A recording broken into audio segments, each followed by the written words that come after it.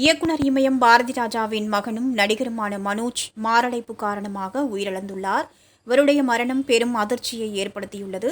தனது தந்தை பாரதிராஜா இயக்கிய தாஜ்மஹால் படம் மூலம் 1999இல் ஹீரோவாக அறிமுகமானார். தொடர்ந்து படங்கள் நடித்து வந்த இவர் ஒரு கட்டத்தில் சினிமாவிலிருந்து விலகியிருந்தார்.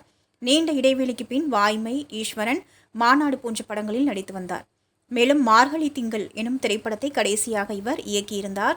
திரையுலக பிரபலங்கள் தங்களது இரங்கலை தெரிவித்து வருகிறார்கள். மேலும் கார்த்தி, சூர்யா, சீமான், வைரமுத்து ஆகியோர் நேரில் சென்று அஞ்சலி செலுத்தியுள்ளனர்.